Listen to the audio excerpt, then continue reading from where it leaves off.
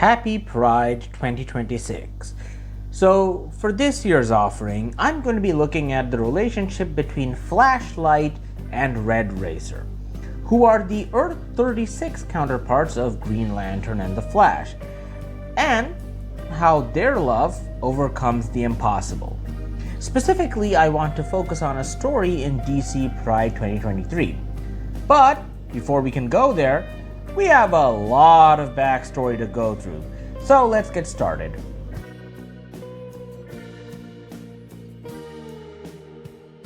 So, earlier this year, I did a retrospective of the Big Bang Comics universe and their heroes, most of whom who were based on DC Comics properties. Naturally, they had a Green Lantern homage called The Beacon, and a Flash homage called The Blitz. Later on, while populating the many Earths of the DC Multiverse, writer Grant Morrison chose to make Earth 36 a homage to the heroes of Big Bang Comics.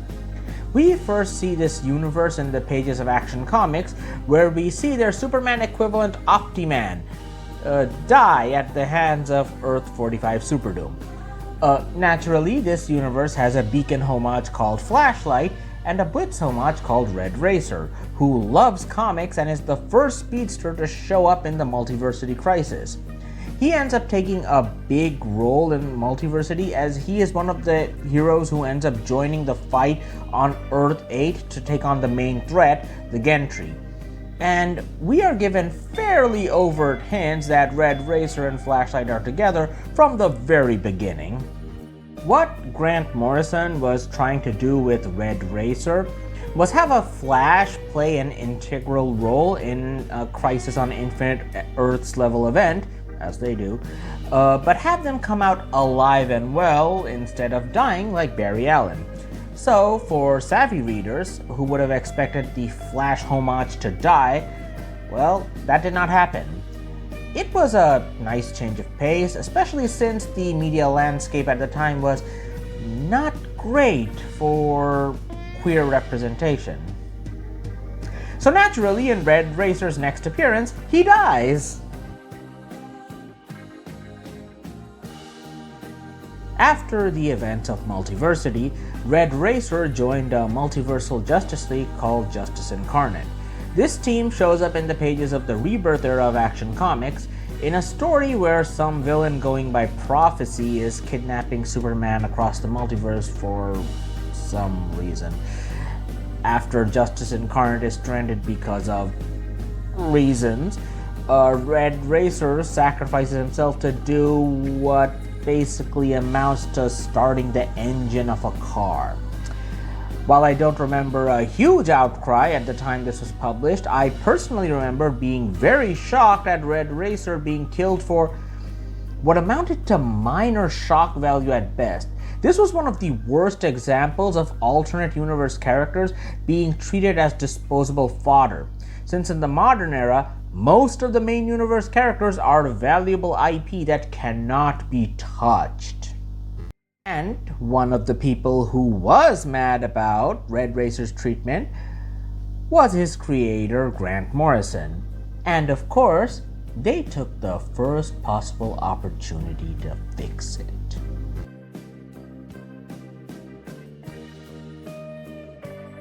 After trying to get over his lost lover, Flashlight, aka Hank Hellmark, decides to get Red Racer, aka Ray, back. He theorizes that Red Racer may be lost in the Speed Force after he went superluminal during his sacrifice. He gets confirmation from his teammate Optiman, who has returned from the dead himself, that there is a place called the Diamond Star emitting radiation similar to Ray's, implying that he is pulling himself together by reversing the process of entropy.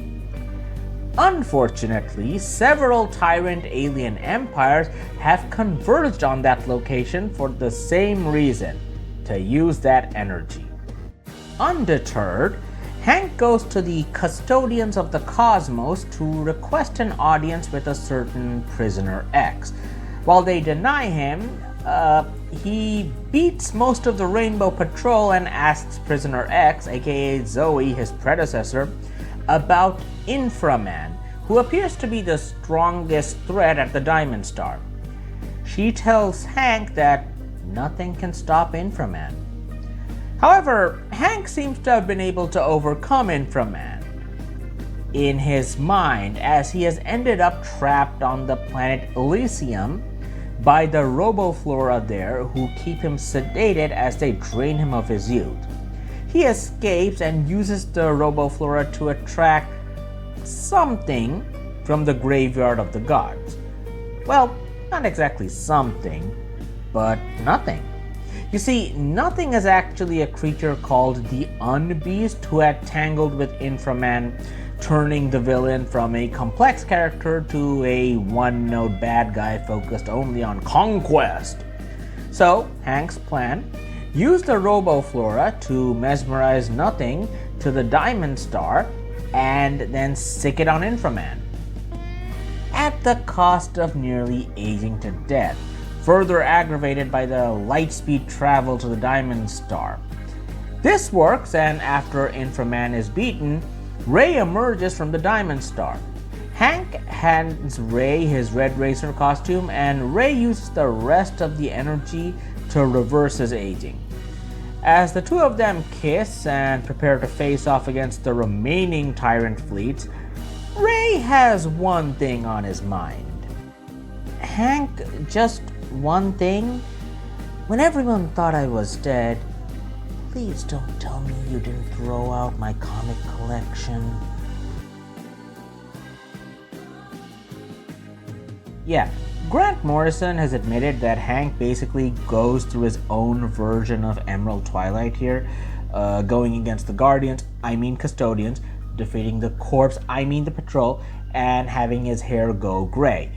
Luckily, he actually ends up getting a happier ending here than Hal Jordan does at the end of Emerald Twilight. Of course, there are other homages galore in this story, both DC and Big Bang Comics related ones, which feels appropriate considering who they are homaging. Optiman's return to life comes courtesy of the Black Lens, which refers to a version of Blackest Night taking place on Earth 36. We even see something like that happening in the pages of the Multiversity issue 2. The Roboflora of Elysium are seemingly the Black Mercy from the Man Who Has Everything, who also similarly trap people in a world of their own desire. But Grant actually refers to their own past work in the pages of JLA, specifically the story where the Key traps the League in parallel worlds while feeding off their energies. Finally, we have Prisoner X, aka Zoe Fox. She's based on Julia Gardner, aka the Beacon of Earth A from Big Bang Comics. She also had her own version of Emerald Twilight, went insane, but was betrayed, defeated, and left frozen at the moment of her death by Inframan. So it's understandable why she has a grudge. And she's not exactly Hank's biggest fan either, as he basically replaced her. However, Morrison implies that her Green Lantern rebirth is all but imminent. Personally, I have lost my taste for resurrections in comics. I feel they take away dramatic tension and stakes from the stories I'm supposed to care about. However, the cost of keeping the main universe chugging along at a specific status quo seems to be sacrificing alternate versions of characters, who tend to be used and then discarded callously. So when Morrison goes out of their way to resurrect one such character, while giving us an epic tale of love conquering all, who the hell am I to judge?